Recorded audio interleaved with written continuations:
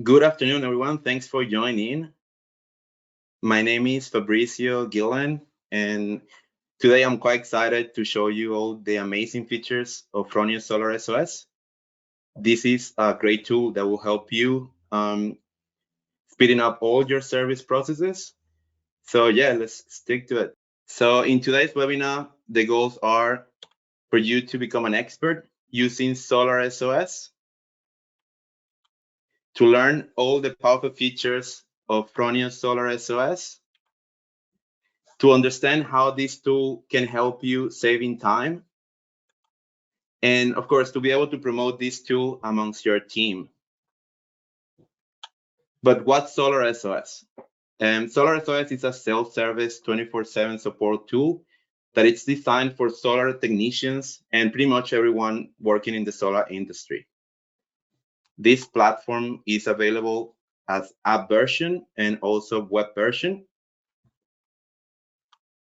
It gives you a step-by-step troubleshooting guidelines with error code handling. It allows you overviewing at glance all your cases created by you and all cases created by your company. So for example, if you are working for a company that, of course, have many installers on it, you could simply check all the cases created by your installers, which is really great. Then it also gives you the option to create a case, which is prioritized by a Fronius tech support team. It also helps you creating orders for spare parts, device exchange, or repair. It allows you recovering the password of your Gen 24 Snap in beta. So as we know, the Gen 24 Snap in betas, they require service of technician password to access the advanced settings on the inverters. So in case you forget, you could simply use this tool to recover this password, which is really cool. It also allows you communicating to our tech support team directly using the messaging function. I'll show you later on how to use this. And it gives you access to downloading all our operating instructions and data sheets, all through one simple platform. So why Solar.SOS? So first of all, you need to understand that all cases and service orders created by SOS will give priority. It will given priority by a Fronius tech support team. So when you create a case on SOS, it makes it more efficient for us to work on them because we ask all the information that we need in order to process your case in a more faster manner. All right. Which means that you're gonna get a speed up support and a general service process, and it will give you the chance to have less time on the phone. So once we're able to support you in a quicker manner, which means that you can also spend less time in our support line. It also gives you the ability to work autonomously without the need to contact Fronius tech support. This is because you can create your own cases, you can do your own troubleshooting, and you can request your own service orders for component exchange or device exchange. And in general, it gives you a better after-sale experience for you and your customers. All right, so I think the best way to show you how Solar.SOS works is by a live demo. So it will be really useful if you guys can join me as well. So if you are on your computer, maybe you can also open Solar.SOS with me and we go through all the different functions of this platform. All right. All right. So first thing first, how do we reach SOS? So simply, we can just open any web browser and just Google Fronius SOS. And we click on the first tab that we see here. All right. And we will be able to go through our SOS platform. All right. First option we see is how to log in. So we just click on that login or create account section. Now, if you already have a SolarWeb account, chances are that your account is already set up to be used on SOS as well. So just give it a try. Just put your SolarWeb account details, your email and password, and try to log in. If you are unable to log in, probably we might need to set your account to be a business customer. So simply just give us a call or tech support line. But if you do not have an account, we can register one, and I will show you how to. All right. So we're just gonna click on the register now. So going through that button.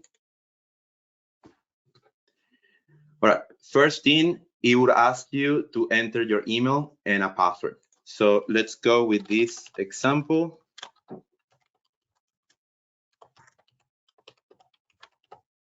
All right. When you create the password, it's very important to match the criteria on this question mark. That's a very common question we get because if you look at the special characters, you need to use one of the ones that you see there. All right.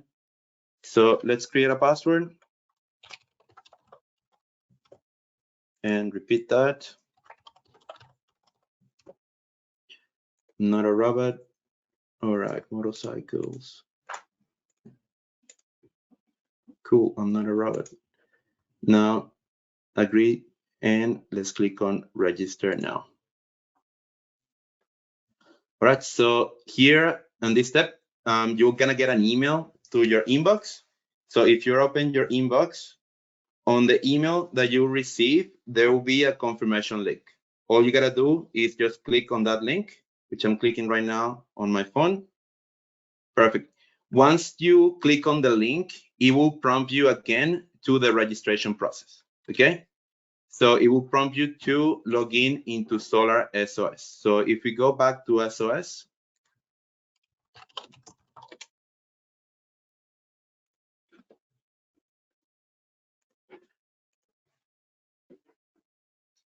all right, we enter the example email.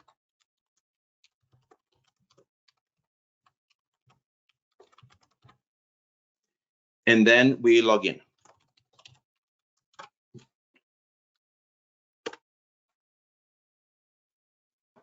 So once we log in for the first time, it will ask you for this information, all right? First question is to set up your account. To log in on SOS, it's very important that you select business customer. Again, Solar.SOS is a tool that can only be used by installers or solar related companies, all right? So we click on business customer and continue. Perfect. Now it's asking you for your Fronius customer number. A Fronius customer number, it's a number that you receive once you have signed the declaration of consent. A declaration of consent is a document that it's required in order for us to register your company in our system, all right? So if you have already done a warranty exchange with us in the past, you must have already completed the declaration of consent, all right? If you remember this customer number, you can simply click on yes and enter the customer number, all right? But if you don't have an account with us and it's your first time, we can simply click on no and register the company information. So what we're gonna do here is let's name a company. This, again, it's an example. Let's just name it Solar Company. Line of business, we are a PV installer. So let's select PV installer. The address, let's just use the Fronius Australia address.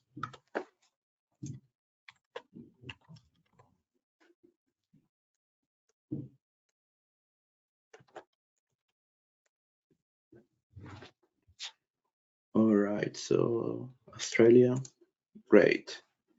AVN number, let's just put this example and we go next. Then it asks you for your information, right? So let's just go with common name, John Doe. You're a technician, so let's select that. Your phone number, let's enter that. And we go next. Perfect. To complete the registration, it asks you if you want to sign to the newsletter. Definitely recommended to sign to the Solar Energy newsletter so you can get updated information about our products and technical topics. So once a month, our technical support department, they will send you like a tech tip with information that is very useful for you when troubleshooting on site. All right, so we can agree to this and submit. Just waiting there. Cool. Now it's pretty much signing you into Solar.SOS. Okay, when you sign for the first time, it will ask you to choose the company, all right, which is the company that we created. So we're just gonna select the company. Awesome. All right. Given that this is a new company, the first thing that you will see when you sign to SOS is the declaration of consent form, which is this form that you see here. All right. So again, as I mentioned, the declaration of consent, it's something that we require to be completed in order for us to process any warranty exchange. Okay. In SOS, it's very important for you to have the declaration of consent because it would allow you to creating a case and creating a service order. If you don't sign the declaration of consent, you can still use the basic functions of SOS like troubleshooting and so on, but it won't allow you to create a case. All right. So how do we sign the declaration of consent? So pretty much we need to fill out this form. All right. So it would ask you for the basic information of the company. So we can see that some of it it's already pre-filled. So solar company, the contact person is there. The address, we can select the state. We got there, Victoria. Phone number, got that ready there. Again, this is an example phone number, example email. All right, and then ask for the ABN. So again, we're gonna enter an example ABN and we can go next. All right, so in the next step, it asks for the bank details, okay? Like, let's just put an example here.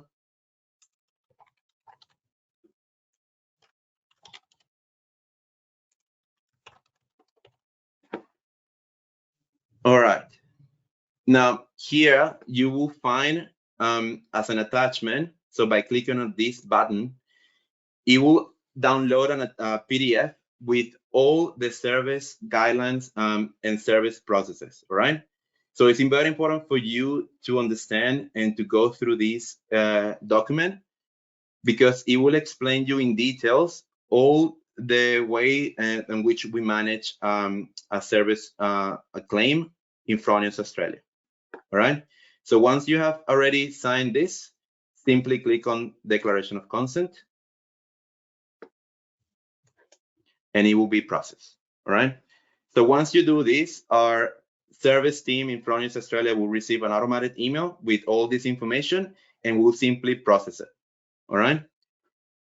So yeah, pretty much, again, you will see more information here, agree to the terms and conditions and confirm and save. Awesome. So now let's imagine the declaration of consent has already been processed by our Fronius team. When you get a confirmation, how do you know if it is being processed? So you're simply gonna receive information from our service team with the customer number and all the rest of things that you can do with Solar.SOS. All right. Again, you can also find out if the declaration has been confirmed if you're able to create a case when you sign on SOS. All right. Perfect. Now let's jump into the different functions of SOS. All right, I'm now gonna use an account that already has a declaration of consent signed. So again, this is another example.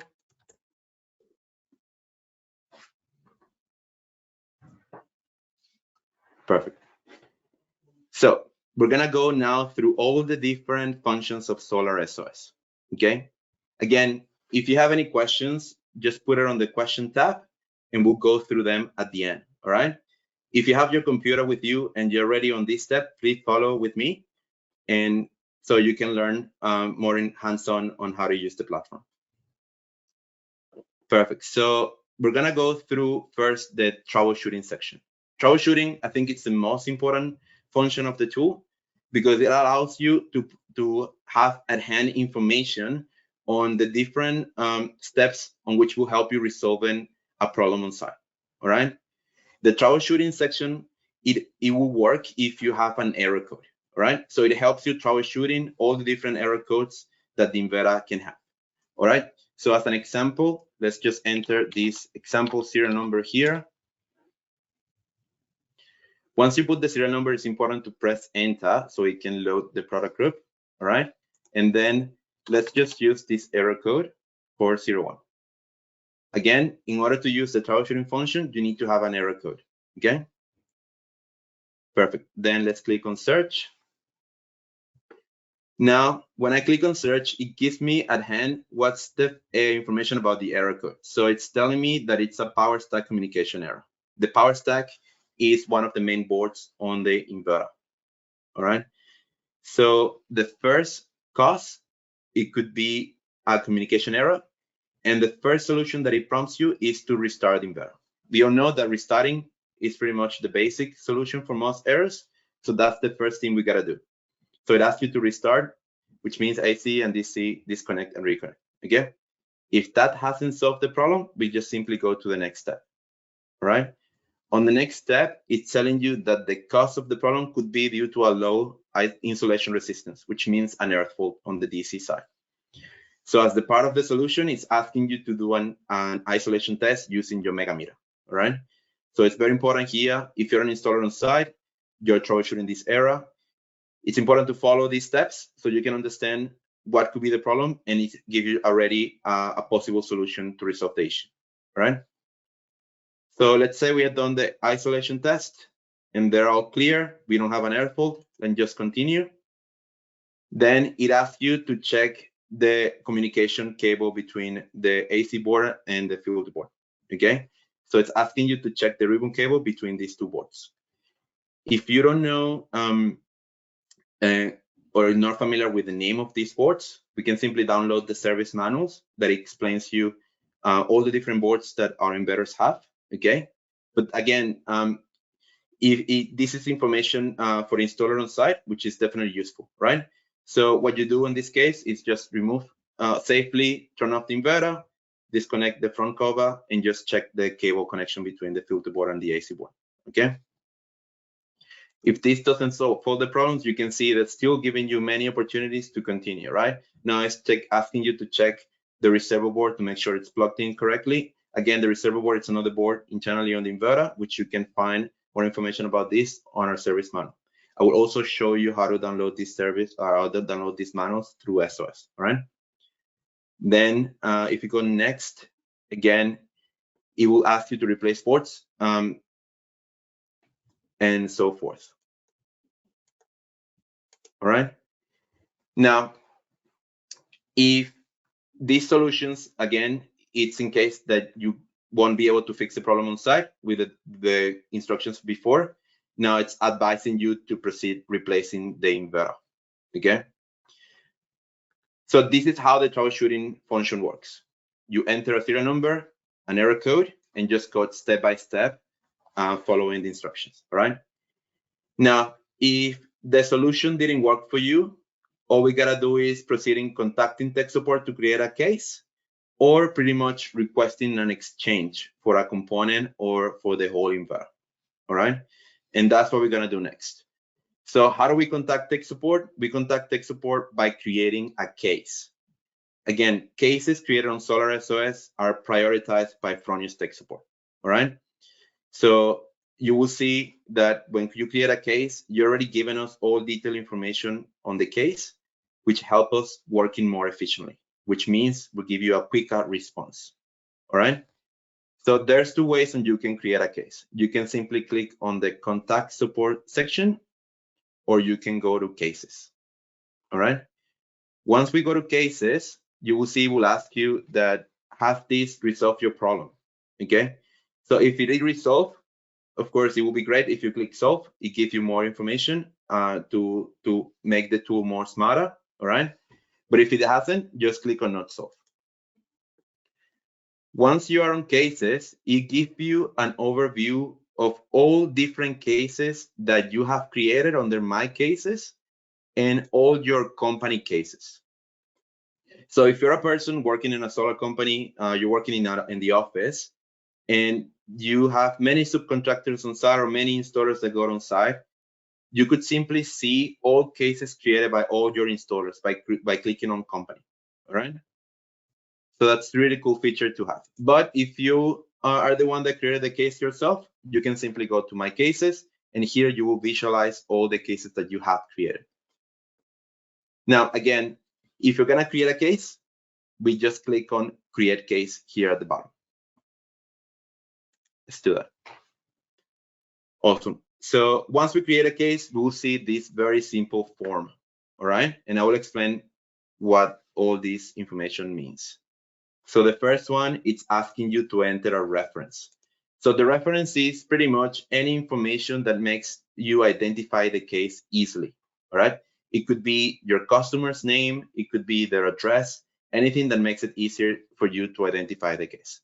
So let's enter the customer's name in this case. Let's say this customer is called Jane Doe, all right? Then it asks you to enter the data logger ID. As you can see here, the data logger ID is not like a mandatory field. All mandatory fields are the ones that have a little star next to it, right? If you're dealing with a snapping beta, it makes it easier for us in tech support to find your information on SolarWeb if you provide us the data logger ID. So if you have it at hand, please give it to us, right? So let's enter this example. Perfect. Then it asks you to enter the failure description.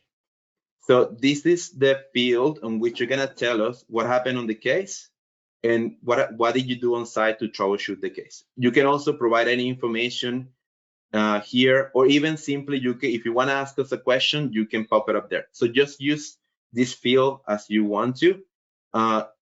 Let's say you have a general question, just put it there, and then we can simply reply to it. Our tech support team will reply to it, okay? So let's imagine this case that we were dealing with, the error code 401. So let's say inverter reported error 401. I have just simply tell me what have you done to troubleshoot. I have restarted the inverter.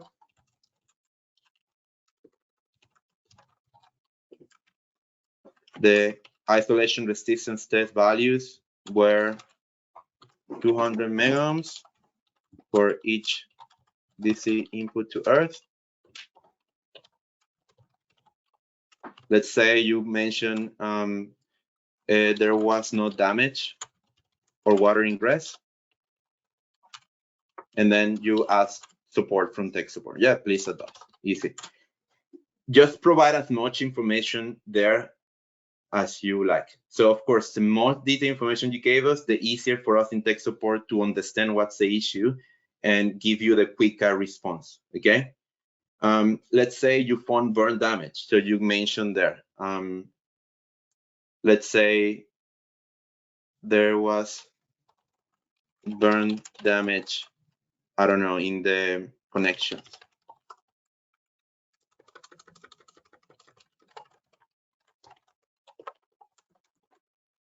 Whatever information you gave us, it's definitely useful, all right? So just be as detailed as possible when you create the case. Awesome. Next step, it asks you to enter the serial number of the inverter. So simply enter the serial number. It will automatically populate the product group, and we enter the error code, okay? Once you enter the serial number and error code, simply click on Add. It's very important to click on Add. I know it doesn't look very obvious, but it's very important to click it. Sometimes people missed it. It's a very common question. So just remember to click on Add so you can add the inverter to the device list.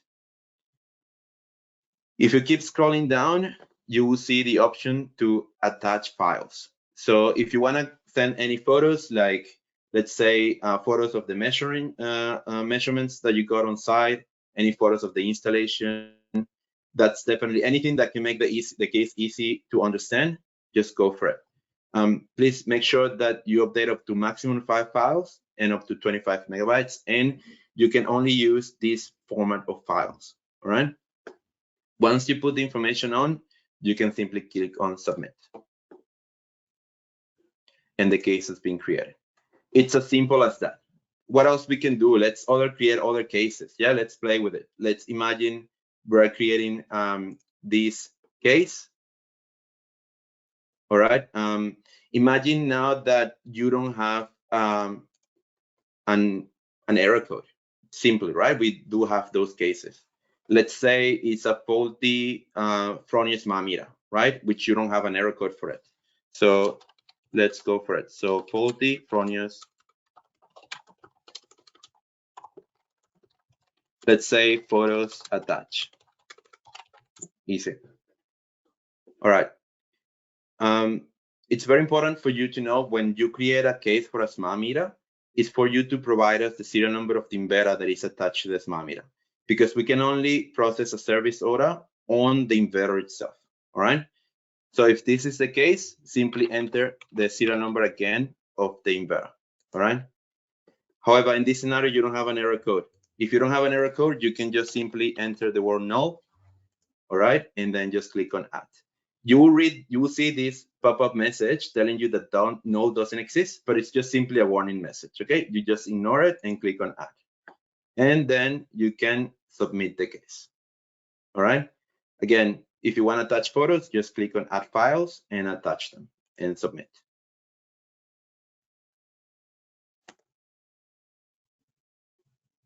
Perfect. We can see now the cases that we have created. All right. But again, let's keep playing with this. So imagine we're creating a case for a system that I don't have a serial number for. All right. Let's say it's a general question. Let's say you can use case SOS and create a case for any question you have. So can you provide information about Gen 24 upgrade? Simple, right?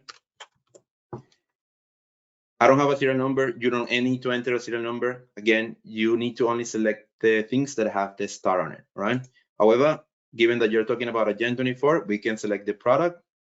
Okay, let's search, let's select Primo Gen 24. Again, I don't have an error code. What do? Just select no, click on add. You're gonna get the warning message, just ignore it and click on submit.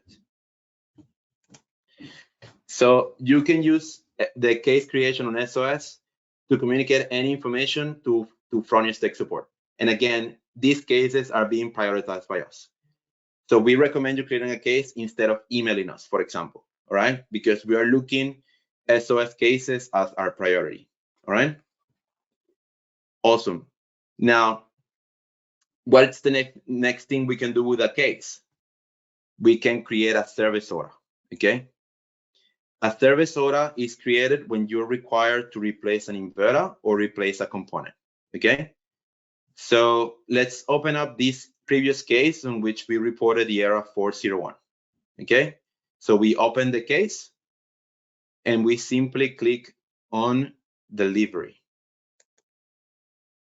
all right? Once we are on delivery, we can create an order. We just wait for the information to be populated. Great.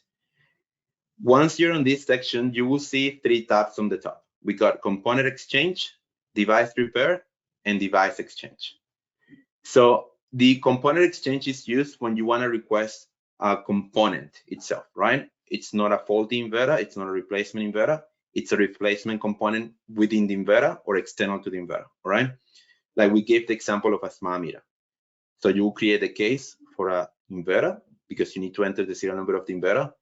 But after you do this, you can then, for example, select the smart meter that you need to replace, okay? So you will have a list of components that you can replace within the inverter, okay? In this case, it's a smart meter. It could also be a data manager card. So you select data manager card, any component that you like, all right? And simply click on continue. Perfect. What else you can do? You can also request a device repair, okay? Device repair, pretty much what it means is that you are requesting this faulty inverter to be sent out to a repair center for inspection and repair. You will more likely use this function if your inverter is out of warranty, all right? Like for example, the warranty of the inverter already expired, or if you assume that the inverter it's likely not covered warranty under the warranty because of a wrong installation, for example. So if you think that the inverter will not be covered on the warranty because something like this, like a wrong installation, we recommend you going through this option, right? So you can get a quote for a repair. So just select request a quote and simply click on continue. But in this case, we have a inverter that fell with a 401, and we know that the troubleshooting function told us to replace the inverter, right? So the best thing we'll do is request a device exchange. So we click on device exchange. You will see the information will be pre-filled with information on the case, all right? Here again, you will see a document with the overview service costs. This is very important for you to know because it gives you in detail all the different costs for different components and inverter replacements. This is in case the inverter turns out not to be covered under warranty, okay? As you may know, and as you will find once you sign the declaration of consent, that all inverters are inspected in a repair center, okay? And we check to make sure that the installation is actually a fault within the inverter and not something that it was caused due to an external factor, like a wrong installation or an earth fault or an overvoltage or a power surge, all right? So it's very important for you to know this document because it shows you a little bit of information on the different costs of these parts. And it also gives you information about the payments that you receive when the inverter it's covered on the warranty, all right? Perfect. So let's say we're already on top of all this. You simply, so just one click, and then we just go to continue. All right, on the next step, it asks you to enter the delivery address, okay? It's very important to confirm the address because you don't wanna be sending this inverter to the wrong address, right? First, make sure that you use a correct address and don't use a PO box. So in Fronius Australia, we don't deliver components to PO boxes, okay? Also, if the inverter is a big unit, like in this case, the Simul 10, or if it is a Nico inverter, any of the large inverters, like 10 kilowatts and above, these inverters are delivered on a pallet, which means that you need to have a forklift on site, all right? So we recommend you put in there your workshop address where you receive usually your inverters, which you probably have a forklift test as well, all right? So again, in this scenario, let's just use the Fronius Australia address, all right? The postcode, Marine. If you want to provide extra information on this, you could simply, you can mention here, attention to John Doe. You can really give us as much information as you want here, all right? And we just click on continue.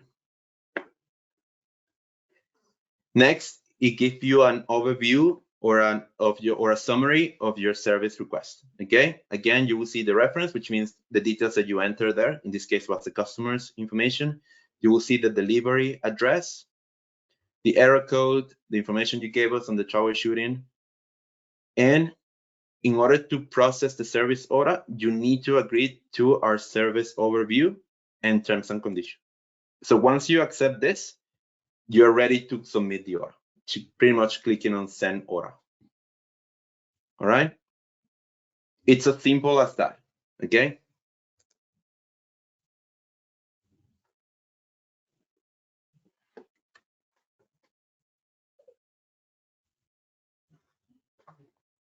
Perfect.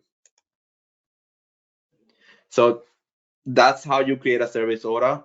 You could see that in theory, you didn't require contacting tech support if you have done the troubleshooting and you have provided the correct information there, right? So once we process your warranty claim, we will see that you have provided all the detailed information. We understand that you have done the proper troubleshooting. So pretty much, it makes the whole process go very smoothly, all right? Awesome. Now, let's see another scenario. Let's say you have a pending case. You're working on a case, okay? And you may want to request more information on that case. As we discussed, you can simply open the case and you can also use the messaging function to contact Fronius tech support. All right. So you simply open the case that you require information from, okay, and then go to messages. All right. Again, as I mentioned earlier, all cases and messages sent through SOS, they are prioritized by tech support.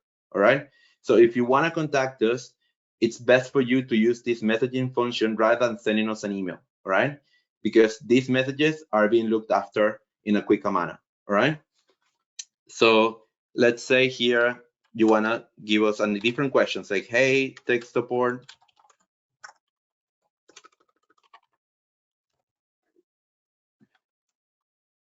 I have a follow-up question.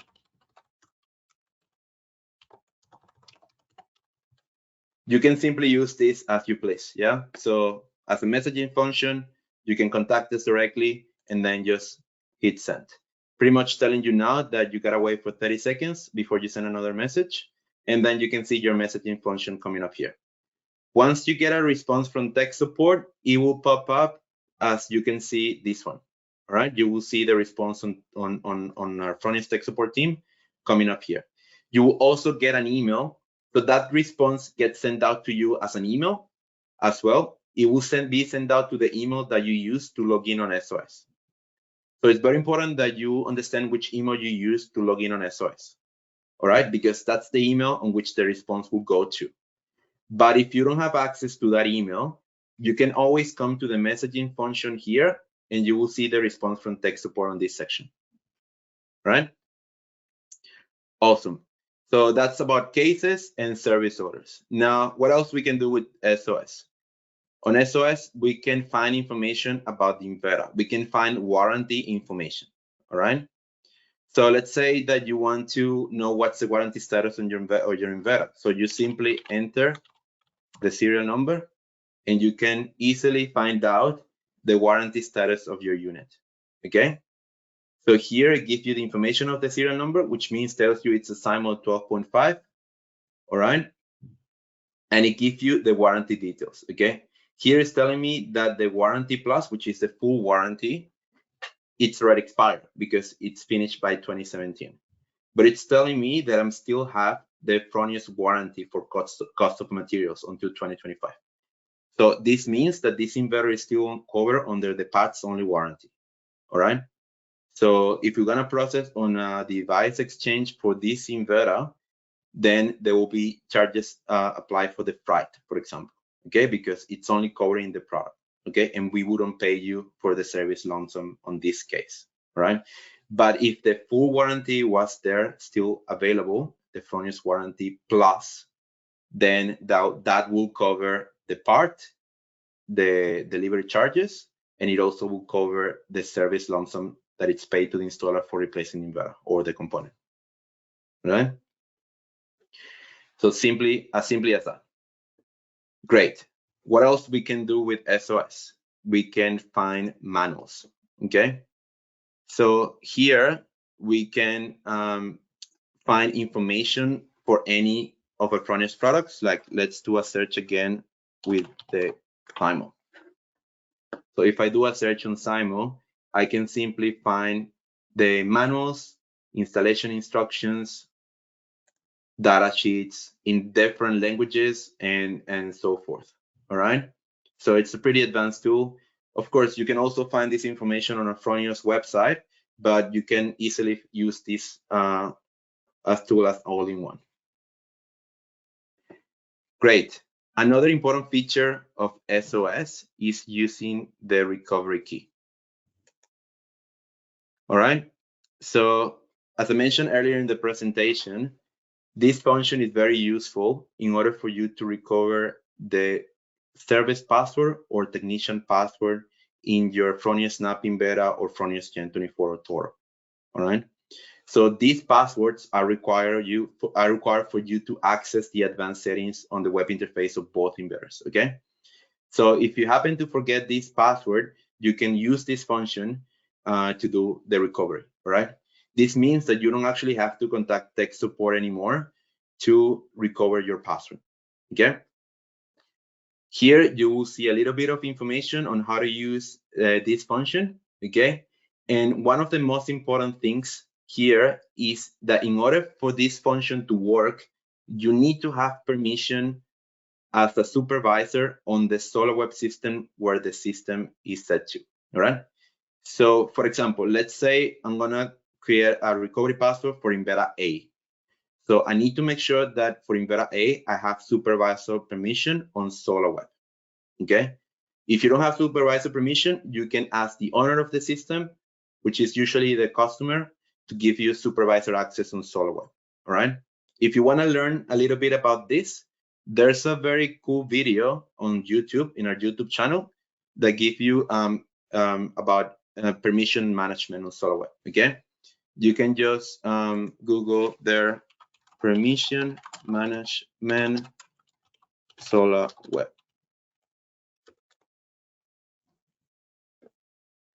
And that's the one, all right? So take your time to read that video if you wanna know how to get supervisor permission, all right? Awesome. Again, you need to have supervisor permission to the email that you're using to log in on SOS, right? So in this case, I was using, let's say, the Fronius_example@outlook.com. I need to make sure that I have supervisor permission to that email address, okay? All right, so let's just do this exercise. So let's say we got a Gen 24, okay? And again, this is an example serial number. Let's just put the serial number of the inverter, okay? And let's say we're gonna recover the technician password, okay? It then will ask me for the PIN. The PIN, it's requested through the web interface of the inverter, all right? So let's have a look at this inverter that we have here, all right? So this is the web interface. This is how the web interface of a Fronius inverter or a Fronius Gen 24 looks like, okay? So if you are connected directly on site to the web interface through the access point, you will reach to this IP address and you will see this page, okay? Then you can see they are being locked by the technician password.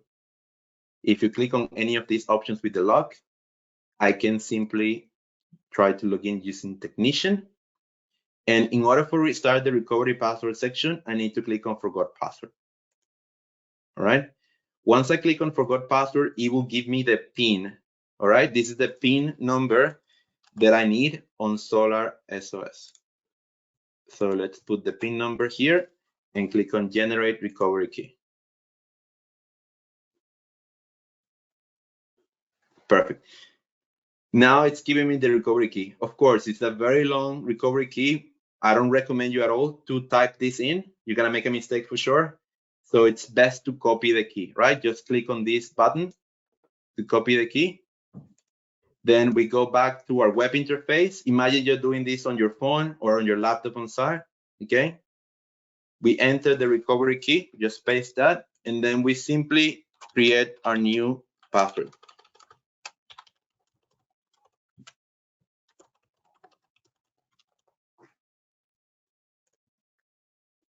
All right, so, and that's it. I'm able to log in.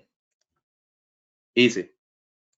So yeah, this is another very cool feature, okay? Just keep that in mind when you are troubleshooting systems on site, okay? Finally, on SOS, we have this function called the News tab. On the News tab, we will provide you information about new topics, updates, or possibly issues that we're facing. Let's say SolarWeb is down. You can find this information on this section, for example. It just keeps you up to date on what's happening so you can keep your customers informed, all right? So yeah, that's pretty much the functions on Solar.SOS, okay? You will have additionally these two links. One of them takes you to our installer support page on our Fronius website that you can find information about our different products, okay? You will find information about software updates, instructions, certificates, troubleshooting instructions, and so on. And again, you can find the link to our overview service cost, similar to the one that we saw when we were creating the service order, all right? Excellent. I hope that this has been very useful for you guys. You can see that SOS is a pretty easy to use platform. It just takes you very few minutes, if not seconds, to create a case. to create a service order and to do a troubleshooting. All right. So again, thank you there for your time, and we'll continue now with the questions. Yep. So Dan asks, he has an account, but he wants me to sign the declaration. Yep. So pretty much, as I told you, if you haven't done any warranty claim with us in the past, it will prompt you to sign the declaration of consent. So pretty much just follow the process there to sign the declaration of consent, okay? And once that's been processed by our service team in Fronius Australia, you will be able to log in to the advanced functions on SOS, okay? If you do already have a solar or a declaration of consent signed before, because you probably have done your warranty claim in the past, just give us a call and we'll be able to resolve your issue. Maybe it's just a wrong setup during the configuration of the account, okay? All right, thank you, Dan. Yep, so this is another question we got here. On the app version on my iPad, there's no recovery key showing. So that function is only available on the website version, on the web browser version, okay? So the app is very useful. It's still being fully developed, okay? So just as a recommendation, just use the platform. You can use the platform even on your iPad, okay? You can just Google Fronius SOS on Safari and then just go through the portal, the SOS portal, okay? It will simply function as the app, okay? You can still do many of the other functions on the app, but the recovery key function is not available yet, right? It will be available in the next release. What will be the average reply time if you are on site? All right. So our cases that are created on SOS, we are tending to reply with them within 1 day or 1 business day, okay? So if you're on site, the idea is for you to, of course, use the tech support line to contact us. But if you have the case ready, we'll be able to process your query easily and in a quicker and efficient manner, all right? So again, of course, if you're on site and you require an urgent support, you have to contact our tech support line, okay? And while waiting on the line or before even calling, it's important for you to create the SOS case. So you can pretty much give the case number once the call is answered, and the case and the tech support technician there will be able to easily find your information, find the issue that you're having to, will be able to have direct access to SolarWeb. So it makes our troubleshooting process easier and quicker, all right? It saves a lot of admin work in our end, pretty much, all right? So it's very important to create the case to facilitate and make sure the calls are being answered quicker. And by doing this, again, in general, there will be less waiting times on the phone, all right? All right, can you show us where to get the pin on Snapping Beta? All right, so I got this call. Can you show us how to get the pin on a Snapping Beta? Cool. Let's try on this in beta. So let's say you go to settings. Here, once you go to settings, you will see an option called forgot your password. All you gotta do is just click there to be able to log in, all right?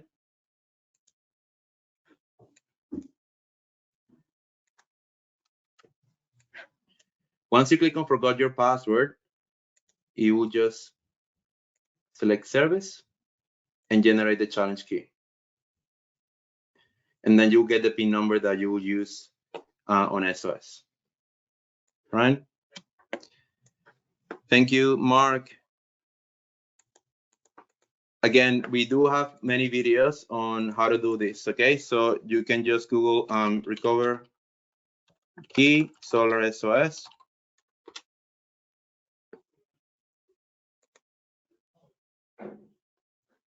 And you got these videos here. So you got a video for Snapping Beta, and you got a video for Gen 24, right? So you can see the instructions there. How could the we do this quick check? No. Great.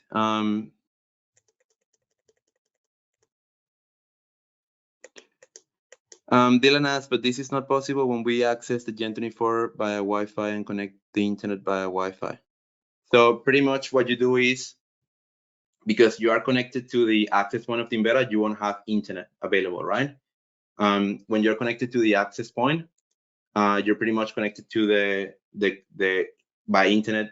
You're not connected to the internet itself, right? So you won't be able to access SOS at that moment. So what you do is you connect to the inverter interface by the access point, request the pin, so keep the pin handy, and then jump in, disconnect from the access point to reach out to the internet, go to SOS, put the pin number there, generate the key, all right? And then just keep the key, copy the key, connect again to the access point, and paste the recovery key on the web interface. So it's pretty much how to handle the internet connection on your laptop, on your phone. It's asking, why do we need to put the bank details to sign up to SOS?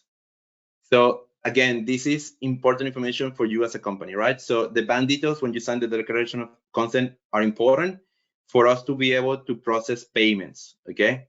So once you process a warranty claim and the warranty claim has been processed successfully and the inverter is covered on the warranty, you're gonna get a payment for replacing the inverter. That's why we need the bank details, so we can provide that payment to you. Yeah, this is a very important question. Can we create a case on SOS before sending a tech to site and book a call with tech support? Definitely, you can do that. So it's very important that it's how to use the tool as much as possible, right? As I told you, you can create the tool to send us a message, to ask a question, and so forth. So before sending someone on site, it's 100% recommended for you to create an SOS case. Why? Because we can give you all the tips and information and all the tools that you require for the technician once he's on site. And even in most cases, we can actually resolve the problem without you even going to site.